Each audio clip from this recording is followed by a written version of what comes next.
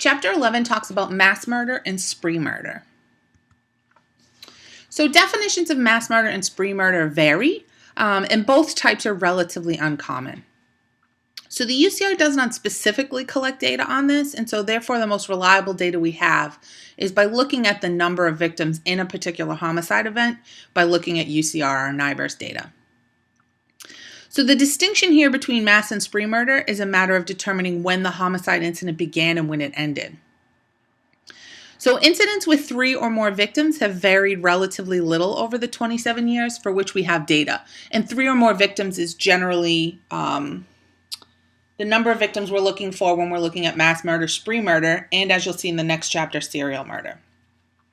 So 1984 has the fewest incidents with 85, while 1995 has the most with 152. It's important to note, though, that despite that variation in numbers, the number of homicide incidents with 3 or more victims has never even reached 1% of all homicide incidents. So while these are the type of events that we see covered on the news, and because they get so much coverage, we might think they're fairly common, they're less than 1% of all homicides. So when homicides peaked in 1991, it was still only 0.48% of victims. And in 1995, when these types of incidents peaked, it was 0.74%. The latest data on that's available in this book from 2002 showed 0.84%. And that is the highest percentage on record. So Canada and Australia have far fewer incidents of multiple victim murder. Canada has just over 2 per year, while Australia averages 1 per year.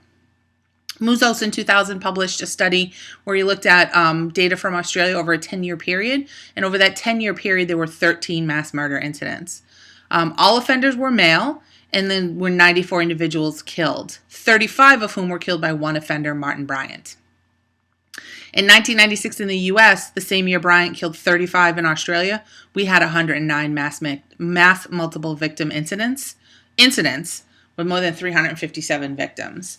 So when you look at that, you can see that even at Australia's peak, we still far exceed them in terms of mass murder incidents. Because of the way our data is collected, we don't have a lot of demographic data about these incidents.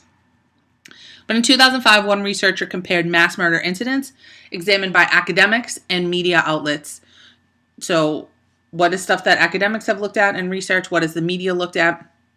And they compared that to the Supplemental Homicide Report from 1976 to 1999. Dew decided to define mass killings as those with 4+ victims in a 24-hour period. Using this definition, 61% of the offenders were white, 94% were male. Their average age was 29.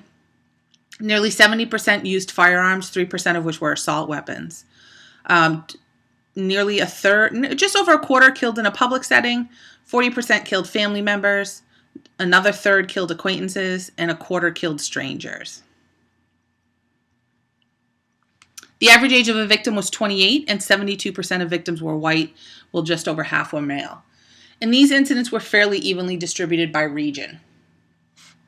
This data, however, is probably skewed towards cases that are more newsworthy because, again, we're looking at cases that are studied by academics in the media. And those cases studied by academics in the media were more likely than SHR data cases to have high victim counts, public locations, and offenders who used assault weapons. It was also slightly more likely to have white offenders and less likely to include familicides and felony-related mass murders. So many people confuse the different types of multiple murders. We have 3 of them. And as I mentioned earlier, there's some disagreement as to how many victims define an incident as a mass murder. So Fox and Levin, who are both researchers out of Northeastern, define it as those with 4+ victims, but the more common definition is 3 or more victims. We tend to associate mass murder with workplace violence carried out by a disgruntled employee or school massacres. In reality, though, mass murder is more likely to occur in the context of a domestic situation or a felony. These, however, receive much less publicity than those that occur in public locations. So some well-known cases of mass murder. In 1966, Richard Speck killed 8 student nurses in Chicago. A few months later, Charles Whitman killed 16 and wounded 30 from the clock tower at UT Austin. And these two cases have really impacted how we view mass murders. Although there is some disagreement as to whether or not Whitman should be a spree murderer. And this is because the day before he had killed his mother and his wife. So there's a couple different typologies of mass murders and murderers. Park Dietz classified mass murders into 3 categories. Family annihilators kill their entire family and a lot of times will commit suicide in one incident in the home.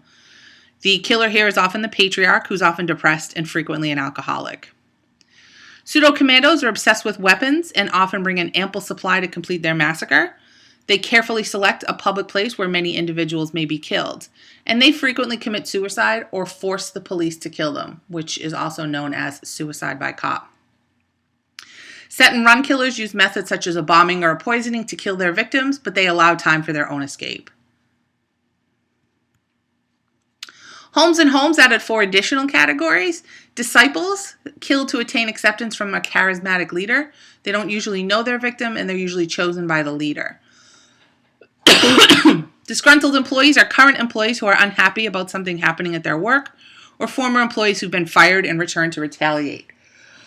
This may be the most common type of mass murder, and we often hear about it in the media. Overwhelmingly, these offenders are white. A disgruntled citizen is someone who's angry at the world and kills strangers in an attempt to bring attention to wrongs he believes should be made public. And then psychotic mass murderers are those who've had a break with reality. They're likely to hear voices or have visions. And there's a lot of media focus on this group despite them being very small.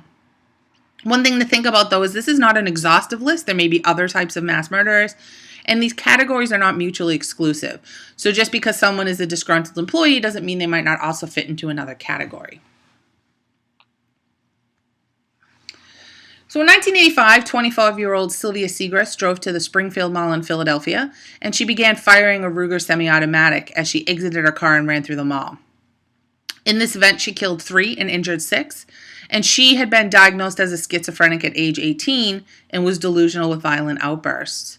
Prior to this incident, she'd been hospitalized at least 12 times and had begun spiraling down into psychosis for a 10-year period prior to the murders.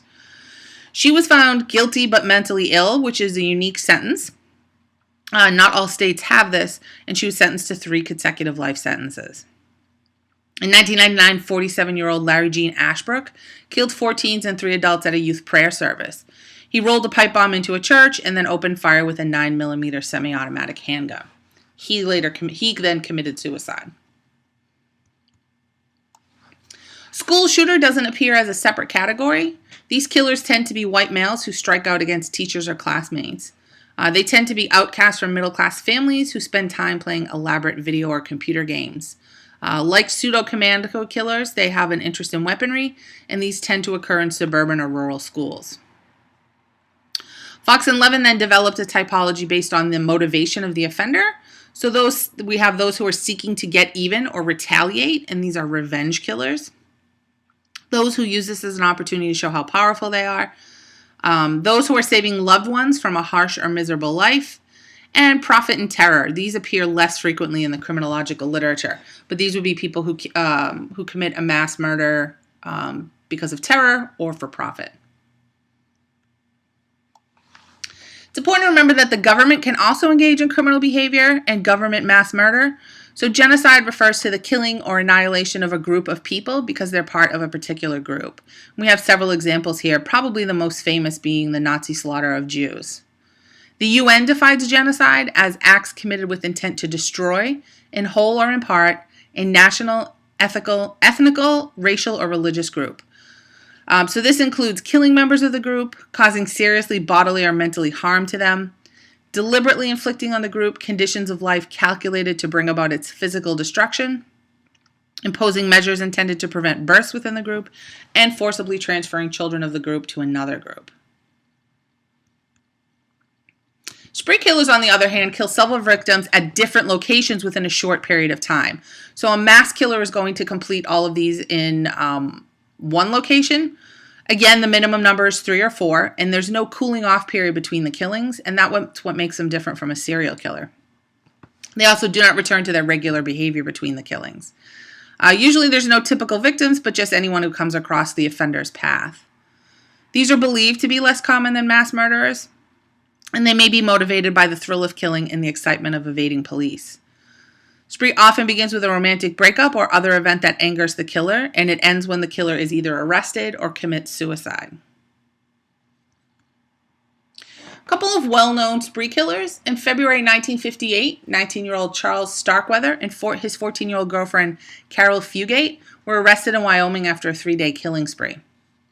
This began with the death of Fugate's stepfather, her mother, and her 2.5-year-old half-sister in Nebraska. Starkweather was a garbage collector with a 9th grade education who had been recently kicked out of his home by his father and had killed a gas station attendant in the previous December. In January, he may have argued with Fugate's parents about dating her and shot and stabbed them to death, and then slashed the throat of the infant. He lived in the Fugate family home for the next 6 days before taking to the road. In Bennett, Nebraska, he shot Meyer, someone he had known for a year, and took his car, which later got stuck in the snow, then set out on foot. 2 teens offered them a ride, and then they were brutally killed. So he tells Fugate to pick a house she likes and kills the couple and their maid and steals their car. While attempting to steal another car, he's unable to release the parking brake, and a deputy sheriff comes upon them. Starkweather takes off in the car but was soon apprehended, and each of them were found guilty in separate trials. Starkweather was executed in 1959, and Fugate's attorneys claim she went along with him to protect her parents, whom she believed were still alive. The jury, however, did not believe her, and she was sentenced to life without parole. In 1973, her sentence was commuted to 30 to 50 years, and she was paroled in 1975. Another well-known spree killer is Andrew Cunanan. His mother described him as a gay prostitute. In April of 97, he beat Jeffrey Trail to death. Maybe about a week later, he shot and killed David Madsen and used Madsen's car to drive to Chicago. The next day, he killed Lee Miglin with a screwdriver and gardening shears and used his car to drive to New Jersey, where he shot William Reese. He stole Reese's car and managed to lay low until July, when he killed Gianni Versace. And he was found about a week or 10 days later on a Miami houseboat, where he was found dead of a self-inflicted gunshot. So a lot of times we don't know what happens to multiple murders in the court proceedings because they often commit suicide and therefore don't end up in court. Judges and juries do consider these to be very serious cases, and when there's a question as to the offender's sanity, they may end up with a sentence that's less than death. Here we have the cases that were included in this chapter and what their actual case outcome was.